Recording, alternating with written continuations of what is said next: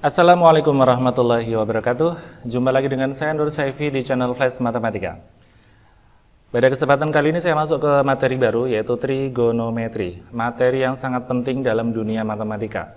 Bahkan nanti di kelas 11 dan di kelas 12 pun akan sering ketemu dengan materi trigonometri ini, ya.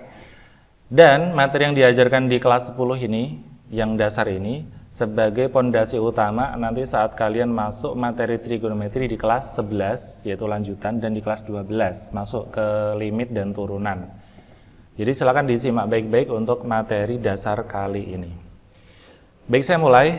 Trigonometri berasal dari kata trigonon yang artinya tiga sudut, dan metro yang artinya mengukur. Salah satu tokoh penemu konsep trigonometri adalah beliau Ahmad Ibnu Abdullah Abbas Hasib Marwazi, yang biasa disebut Al-Marwazi.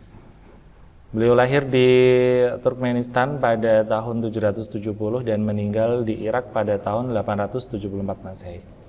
Nah, beliaulah yang pertama kali mencetuskan konsep rasio trigonometri, yaitu sin cos tangen. Sin itu perbandingan antara sisi depan dan sisi miring. Cos itu perbandingan antara sisi samping dan miring. Tangen adalah perbandingan antara sisi depan dan sisi samping.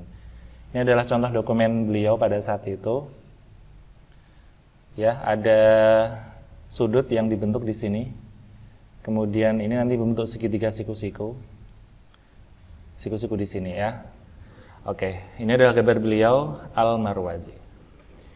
Apa sih manfaat dari belajar trigonometri ini? Yang pertama, bisa digunakan untuk menghitung benda-benda yang tinggi tanpa menghitungnya langsung dengan dari bawah ke atas. Kita bisa menggunakan sudut, ya, sudut elevasi namanya, dan jarak dari objek tersebut. Nanti tingginya bisa dicari.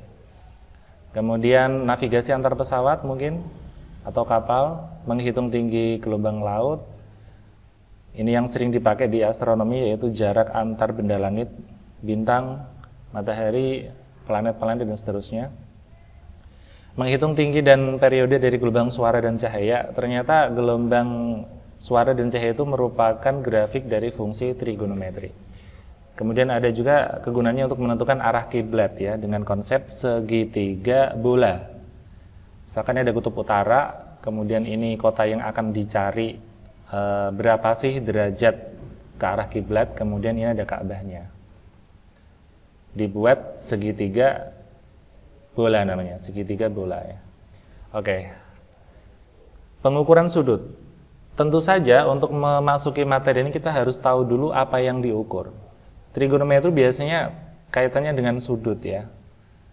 Jadi dalam segitiga itu ada sudut yang dibentuk, nanti dibicarakan trigonometrinya atau nilai sinus, kosinus, dan tangennya. Oke, sudut biasa kita kenal, yang biasa kita kenal di SD dan SMP, itu mempunyai satuan derajat. Jadi satuan sudut yang pertama adalah derajat, merupakan satuan yang paling sering digunakan. Satu putaran penuh setara dengan 360 derajat. Ini ada gambarnya, ini sepertiga 60 putaran, berarti 1 derajat ini. Kemudian seperempat putaran, berarti 90 derajat. Kemudian setengah putaran, ini nanti 180 derajat. Dan satu putaran penuh, itu 360 derajat. Ini ada hubungan antara derajat dan putaran. Satu putaran, itu 360 derajat. Semua sudah pada tahu. Kalau dibalik, satu derajat itu ada 1/360 putaran. Untuk lebih mempermudahnya, gunakan konversi berikut ini. Kalau putaran mau ke derajat, tinggal kita kalikan dengan 360. Tapi kalau derajat mau dirubah ke berapa putaran, tinggal kita bagi dengan 360. Seperti itu, ya. Putaran ke derajat dikali 360, derajat ke putaran dibagi 360. Satuan yang kedua adalah satuan yang namanya radian. Ini mungkin bagi kalian baru pertama kali mendengar. Radian merupakan sudut yang besarnya adalah hasil pembagian panjang busur, yaitu S, ini ya, ini dibagi jari-jari lingkaran, gitu. Kita tulis theta adalah S per R radian, nanti satuannya radian bukan derajat. Kalau kamu mengukur AB misal panjangnya berapa misalkan, kemudian jari-jarinya sekian, kamu bagi, itu nanti ketemunya sudutnya namanya radian, bukan derajat. 1 radian adalah besar sudut pusat lingkaran yang panjang busurnya sama dengan jari-jari. Tadi kan S per R, ya, S per R. Lah kalau R sama S itu sama, jadi AB-nya itu sama dengan S sama dengan R, berarti kan jadinya R per R, yaitu 1 radian. 1 radian terjadi ketika ini jari-jarinya sama busur ini panjangnya sama. Dia akan membentuk sudut yang namanya 1 radian. Lihat 1 radian dengan 1 derajat itu jaraknya jauh sekali, selisihnya ya. Kalau 1 radian saja itu sudah selebar ini nih. Ini 1 radian ya. Padahal kalau kita ngomongin 1 derajat itu paling cuman sangat kecil ya, bahkan hampir berimpit. Nah, oke, berikutnya rumus konversi. Untuk radian ada 2 cara penulisan. Pertama, penggunaan radian tapi ada pi-nya, pi radian. Kemudian ada yang hanya radian saja. Hubungan antara pi radian dan derajat. 1 pi radian itu setara dengan 180 derajat. 1 pi radian itu 180 derajat. Atau bisa dikatakan 2 pi rad itu setara dengan 360 derajat atau 1 putaran penuh. Kalau dibalik 1 derajat berapa? Itu pi per 180 radian. Ya, jadi kalau mau dibalik derajat ke radian tinggal dibagi 180. Oke, silakan gunakan konsep pembagian konsep konversi ini jika ingin lebih mudah. Kalau pi radian mau ke derajat, kita kali dengan 180. Tapi kalau dari derajat mau ke pi radian, kita bagi dengan 180. Gitu aja. Berikutnya, penggunaan sudut radian saja. Radian tanpa pi ya. Hubungannya apa? 1 radian itu mendekati 57,3 derajat. Sebenarnya ini ada koma-komanya lagi, tapi saya ambil 1 digit di belakang koma, yaitu 1 radian nilainya sekitar atau mendekati 57,3 derajat.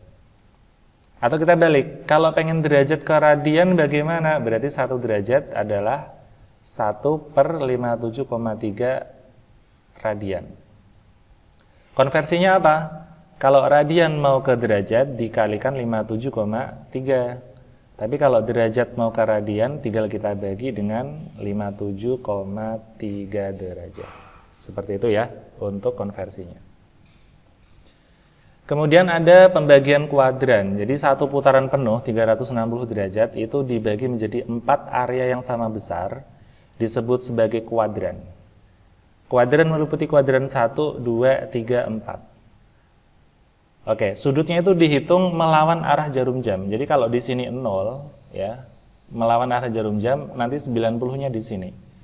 Lalu diputar lagi melawan arah jarum jam 180 di sini, diputar lagi 270, kemudian balik lagi ke 0.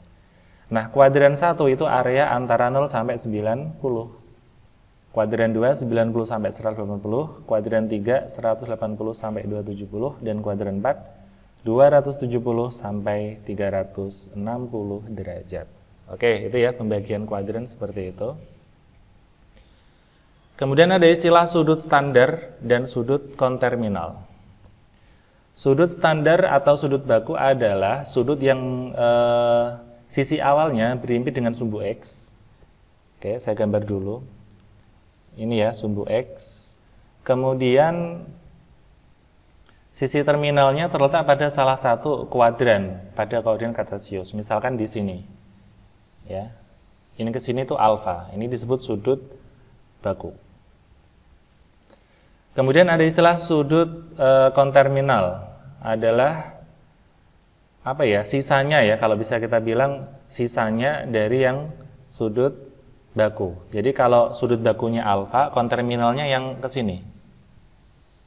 Yang melawan tapi ketemu sisi yang sama. Jadi sisi terminalnya berimpit dengan yang baku tadi. Kalau tadi bakunya itu ke sini, ketemunya di sini, maka sudut yang konterminal sama dari X tapi ketemunya yang tadi, melewati jalur yang berbeda. Itu konterminal. nanti ada hubungan bahwa hubungan antara A dan alfa dan beta kalau dijumlah adalah 360 derajat. Atau bisa dikatakan, jika alfa adalah sudut standar, maka sudut konterminal dari alfa adalah beta, dengan rumus beta adalah 360 dikurangi alfa. Itu ya, sisanya. Baik, kita masuk ke materi berikutnya.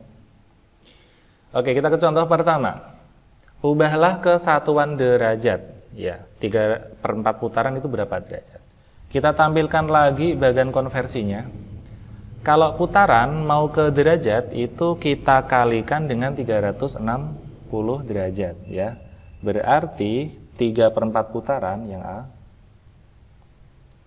3/4 putaran itu akan sama dengan 3/4 kali ya 360 derajat. Ini kalau kita sederhanakan dapat 90. 90 kali 3 yaitu 270 derajat. Ternyata 3/4 putaran setara dengan 270 derajat. Yang B, 7/10 putaran. Tinggal kita kalikan dengan 360 derajat ya. Jadi kalau putaran mau ke derajat dikali 360. Kita sederhanakan dapat 36. Oke, 36 kali 7 hasilnya 252 derajat. Berikutnya 3 putaran. 3 putaran. Berarti 3 dikalikan 360 derajat. Hasilnya 1080 derajat. Oke, ini cara merubah putaran ke derajat. Sekarang contoh 2, kita balik. Ada derajat diminta merubahnya ke putaran. Ini berapa putaran sih? Oke, yang A. 240 derajat. Kita tampilkan bagiannya dulu. Kalau dari derajat mau ke putaran, tinggal kita bagi dengan 360. Berarti 240 derajat dibagi 360 derajat putaran. Oke, kita sederhanakan nolnya. 24/36 sama-sama dibagi 12 ya. Dapat 2, dapat 3 putaran. Berikutnya 315 derajat. Berarti 315 dibagi 360 putaran. Kalau kita hitung nanti jadinya adalah 7/8 putaran. Ya, tinggal disederhanakan saja ya, nanti jadinya 7/8. Yang C, 900 derajat itu berapa putaran? Oke, kita tulis 900 dibagi 360 derajat putaran. Setelah disederhanakan jadinya adalah 5/2 putaran ya. Dibagi 18 ini. Oke, itu tadi contoh cara merubah putaran ke derajat dan sebaliknya. Berikutnya. Sekarang ubah bentuk ini menjadi pi radian. Kita tampilkan dulu bagian konversinya. Kalau derajat, ini kan derajat ya, mau ke pi radian, kita gunakan yang ini. Dibagi dengan 180 derajat. Coba yang A. 30 derajat, berarti 30 derajat dibagi 180 pi rad. Sederhanakan 3/18 itu 1/6 ya. Oke, seperti ini caranya. Yang B 225 derajat akan dirubah ke pi radian. Berarti tinggal kita bagi dengan 180 derajat. Oke, ketika dibagi 45, ini dapat 5, ini dapat 4 pi radian. Yang C 300 derajat. Sama, kita bagi dengan 180 derajat pi radian. Berapa ini jadinya? 5/3 pi rad. Kita lanjut ke contoh 4. Sekarang dibalik, sudah ada pi radian, ditanya derajatnya. Ini bagannya, kalau pi radian mau ke derajat, kita kalikan 180. Yang A, pi/4 radian. Sama saja pi/4 dikalikan dengan 180. maaf, pi radiannya itu 180 ya, ini hati-hati, jangan terjebak. Pi radiannya 180, berarti 1/4 kali 180 derajat. Ini aja cara jawabnya, berarti 45. Ingat yang kita ganti adalah pi radnya ya, jadi pi radian ini nilainya 180, gitu loh. Berarti ini 1/4 kali 45. 1/4 kali 180 yaitu 45. Yang B, 4/5 pi radian. Berarti 4/5 pi radian sendiri itu nilainya 180 derajat. 180 dibagi 5 dapat 36 dikalikan 4 ya, 144. Yang C, 5/12 pi radian. Berarti 5/12 pi radiannya itu 180 derajat. Oke, setelah disederhanakan, ini dibagi ini dapat 15. 15 kali 5, 75 derajat. Oke, itu tadi dua contoh cara membalik ya. Cara mengubah dari pi radian ke derajat maupun sebaliknya. Sekarang contoh kelima. Ubahlah kesatuan radian. Ingat, radian saja tanpa pi ya. Kita tanpa pi kali ini. Kita lihat bagiannya, ternyata kalau derajat mau ke radian tanpa pi itu adalah ini, dibagi 57,3.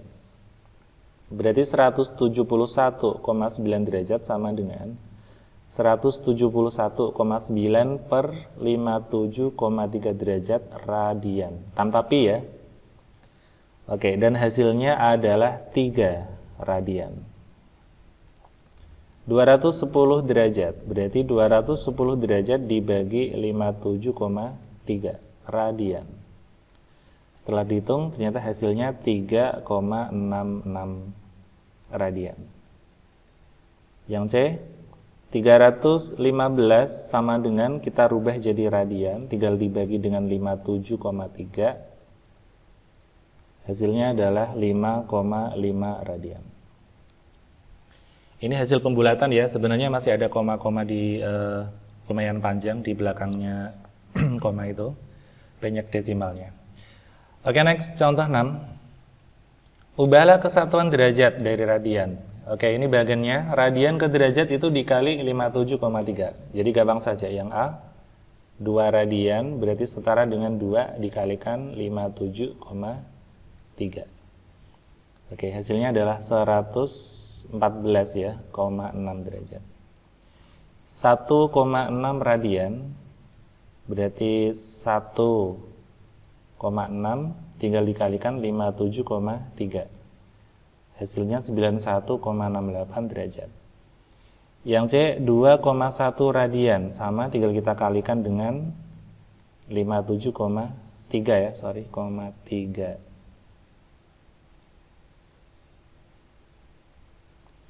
Dan hasilnya adalah 120,33 derajat. Oke, itu tadi contoh cara merubah antar derajat ke radian, antar derajat ke putaran dan ke pi radian. Oke, berikutnya kita latihan menentukan letak kuadran ya. Tadi sudah kita pahami bahwa kuadran 1 itu antara 0 sampai 90 alfa ya. Kalau di kuadran 2 itu antara 90 sampai 180. Kalau di kuadran 3 itu 180 sampai 270 dan kuadran 4 adalah 270 sampai 360. Berarti yang A 63 derajat ini kan antara 0 sampai 90. Dia ada di kuadran 1. Udah jelas ya. 175 ini di antara 90 sampai 180. Berarti dia berada di kuadran 2. Negatif 55. Oke, kalau ada sudut negatif itu artinya seperti ini. Ini adalah 0, negatif itu yang mengarahnya ke sini.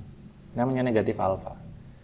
Berarti kalau ini kuadran 1, ini kuadran 2, ini kuadran 3, ini kuadran 4, maka negatif 55 akan ada di kuadran 4. Ya, karena dia negatif 55 ke sini. Ya, negatif 55. Ini 0 derajat. Oke, negatif 55 ada di kuadran 4. Sekarang 820. Loh, kok angkanya besar sekali? Oke, caranya gini. Satu putaran penuh itu 360 derajat. Berarti 820 itu bisa kamu kurangi dengan 360 derajat. Oke, gitu ya.